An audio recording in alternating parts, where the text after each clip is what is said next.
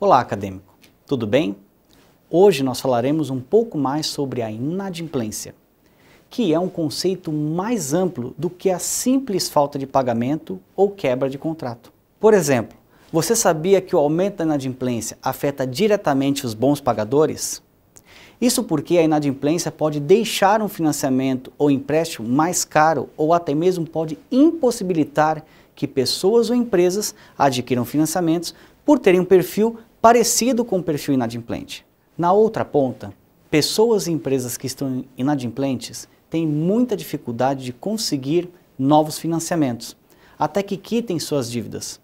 Para elas, isso pode ser extremamente prejudicial em um momento de dificuldade, podendo acelerar a falência total dessas pessoas e empresas. Você já parou para pensar o que leva uma pessoa a deixar de pagar as suas dívidas? As razões podem ser várias, mas de maneira geral, elas têm origens internas e externas. As razões externas estão ligadas a fatores econômicos, como crises, desemprego, inflação, aumento de juros, impostos, entre outros elementos que reduzem a capacidade de pessoas e empresas de manterem a liquidação de suas dívidas. Já as razões internas vêm principalmente do descontrole de gastos e da redução de faturamento, no caso de empresas. Em pessoas físicas, essas razões surgem do desemprego, da redução de renda ou atrasos em pagamentos. A falta de planejamento, em ambos os casos, também pode acarretar em inadimplência. Você já deve ter percebido que todos esses fatores que levam à inadimplência são comuns em qualquer local. Mas será que eles se traduzem nos mesmos índices em todos os lugares e para todas as pessoas e empresas? A resposta é negativa. Regiões distintas podem ter diferentes índices de inadimplência, tanto para pessoas físicas quanto para pessoas jurídicas. Outros fatores podem afetar diretamente a possibilidade de empresas se tornarem inadimplentes, como o ramo e os anos de atuação, o tamanho e a quantidade de funcionários, a idade, o tempo de emprego, o nível de escolaridade e o estado civil também são elementos que podem aumentar a probabilidade de inadimplência de pessoas físicas. É por isso que o preenchimento correto do cadastro é um importante fator para a sua mitigação. E você sabe quando uma empresa ou pessoa se torna inadimplente? Essa questão depende muito do que está sendo negociado com o credor. Isso porque a inadimplência é uma quebra de acordo e não necessariamente uma ausência de pagamento.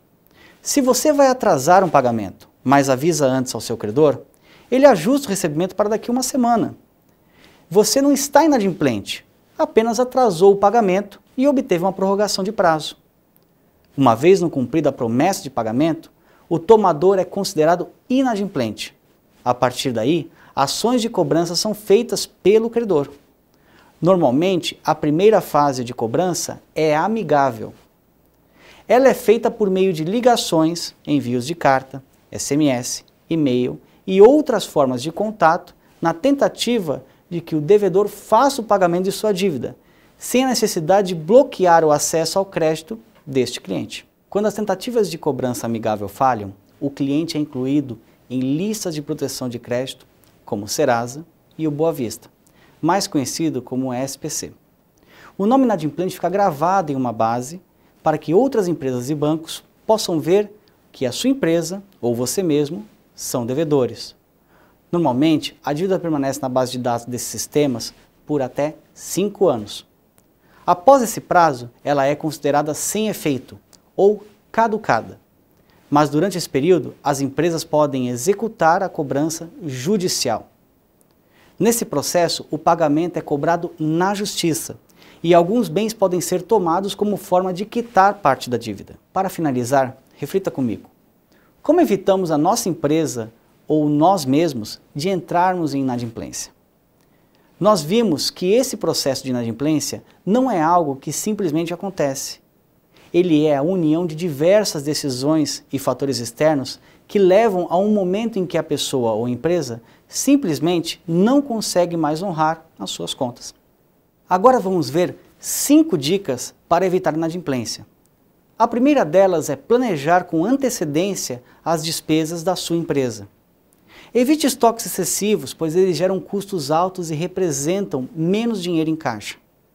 Considere apenas o faturamento real e não uma promessa de que sua empresa vai obter lucros.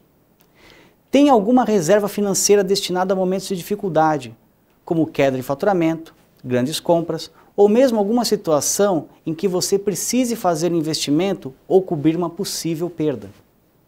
Negocie pagamentos e cobre seus clientes devedores, pois, em muitos casos de inadimplência, o problema nasce da antecipação de despesas e não do recebimento de vendas já feitas. Chegamos ao fim dessa videoaula. Espero que você tenha entendido as informações e gostado das dicas que vimos aqui. Nos vemos em breve.